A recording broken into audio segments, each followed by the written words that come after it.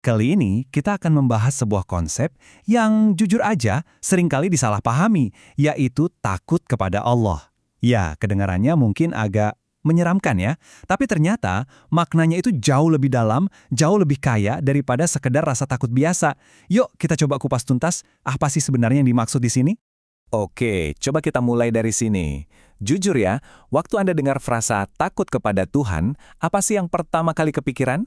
Apakah langsung gambaran hukuman, siksa, atau mungkin rasa cemas? Coba deh, pikirin jawaban pertama Anda. Nggak ada yang salah kok. Justru itu jadi titik awal yang bagus banget buat pembahasan kita kali ini. Nah, ternyata bagi jutaan orang yang mendalami keyakinan ini, konsep takut itu bukan soal hukuman semata, sama sekali bukan. Intinya justru ada pada dua hal, rasa takjub yang luar biasa dan kesadaran penuh akan tanggung jawab atau akuntabilitas.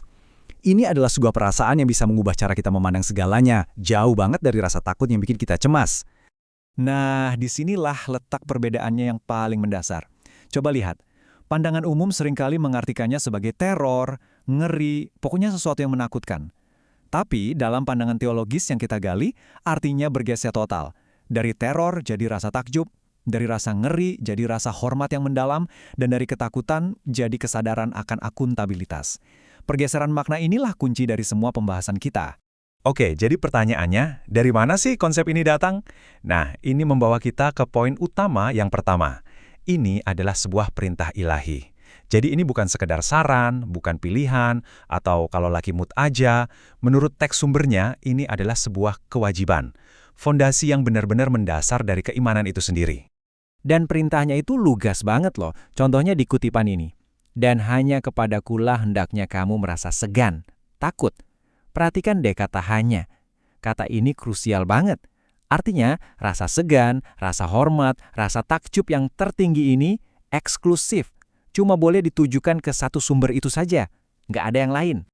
Dan ide ini diperkuat lagi di ayat yang lain. Janganlah kamu takut kepada mereka, tetapi takutlah kepadaku jika kamu orang-orang beriman.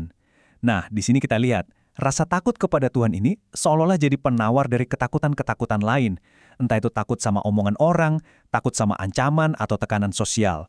Ini ditaruh di posisi yang paling tinggi. Lihat, polanya berulang terus dengan pesan yang sama persis. Janganlah kamu takut kepada manusia, tetapi takutlah kepadaku. Pesannya tuh konsisten dan jelas banget ya. Prioritaskan kesadaran ilahi di atas segalanya, bahkan di atas penilaian atau tekanan dari orang lain di sekitar kita. Jadi, kenapa sih perintah ini begitu ditekankan? Nah, ini jawabannya, yang membawa kita ke bagian kedua. Adanya hari perhitungan. Inilah sumber dari rasa akuntabilitas yang tadi kita sebut di awal. Keyakinan bahwa pada akhirnya, semua yang kita lakukan akan ada pertanggungjawabannya. Teks-teks sumbernya itu menggambarkan sebuah hari yang luar biasa dahsyat. Bayangin deh, sebuah hari di mana semua yang kita anggap penting sekarang, jabatan, kekayaan, followers, koneksi, itu semua jadi nggak ada artinya sama sekali. Lenyap. Skalanya itu begitu besar, sampai rasanya sulit dibayangkan dengan logika kita sehari-hari. Dan gambarannya itu sangat-sangat jelas. Diceritakan orang-orang sampai lari dari keluarganya sendiri. Seorang ibu yang lagi menyusui bisa sampai lupa sama bayinya. Saking paniknya, keringat seseorang bisa menenggelamkan dirinya sendiri. Bahkan, hukuman yang disebut paling ringan itu digambarkan seperti bara api di telapak kaki yang panasnya sampai membuat otak mendidih. Wow, ini semua bukan untuk menakut-nakuti ya, tapi untuk menggambarkan betapa seriusnya hari itu. Mungkin nggak ada kalimat yang bisa merangkum semua ini lebih kuat dari kutipan dalam tradisi kenabian yang satu ini. Seandainya kalian tahu apa yang aku tahu, kalian pasti akan sedikit tertawa dan banyak menangis. Kalimat ini dalam banget ya, menunjukkan betapa jauhnya persepsi kita sehari-hari dengan realitas akhir yang digambarkan. Oke, dari gambaran masa depan yang begitu besar tadi, sekarang kita kembali ke masa kini, ke kehidupan kita sehari-hari. Karena disinilah ujian yang sesungguhnya, saat gak ada satu orang pun yang melihat. Di momen inilah konsep takut kepada Allah diuji. Bukan lagi soal teori, tapi soal karakter kita yang paling asli. Ada analogi yang keren banget untuk menggambarkan hal ini. Coba bayangkan, bagi seorang yang beriman, berbuat dosa itu rasanya seperti duduk di bawah gunung besar. Dan dia selalu was-was, takut gunung itu bakal runtuh menimpanya. Sebaliknya, bagi orang yang suka melanggar, dosa itu ya cuma kayak lalat nempel di hidung. Gampang banget diusir, dianggap sepele. Beda banget kan cara pandangnya? Ini menunjukkan kondisi batin yang sangat berbeda. Sumbernya bahkan ngasih contoh yang sangat praktis. Jadi ada seorang pria yang diajak berbuat dosa oleh seorang wanita yang katakanlah punya segalanya, cantik, terpandang, tapi pria ini menolak. Dan saat ditanya alasannya, jawabannya cuma satu, tapi ngena banget. Aku takut kepada Allah. Nah, itulah prinsip yang dihidupkan, bukan cuma diucapkan. Tapi tunggu dulu, poin pentingnya di sini ternyata ini bukan cuma soal menghindari perbuatan buruk loh. Kondisi batin yang sama juga berlaku sebaliknya, yaitu untuk menguji ketulusan perbuatan baik kita. Jadi pertanyaannya dibalik, kita berbuat baik itu buat apa sih? Supaya dipuji orang atau murni karena kesadaran kita pada Tuhan? Dan ada kutipan yang jujur cukup bikin merinding. Diceritakan, akan ada orang yang datang membawa amalan baik setinggi gunung. Kelihatannya hebat banget kan? Tapi Tuhan membuat amalan itu jadi debu yang berterbangan. Sia-sia. Kenapa? Alasannya, karena ketika mereka sendirian, mereka justru melanggar larangan-larangan Allah. Ini pukulan telak tentang pentingnya integritas antara apa yang kita tampilkan di depan umum dan apa yang kita lakukan saat nggak ada yang lihat. Oke, saya tahu, sampai di sini mungkin kedengarannya berat banget ya, serius terus. Nah, tapi justru disinilah bagian terakhir dan mungkin yang paling penting masuk, keseimbangan antara rasa takut dan harapan. Karena ternyata pembahasannya nggak berhenti di rasa takut saja. Justru ini harus diimbangi dengan harapan yang sama besarnya.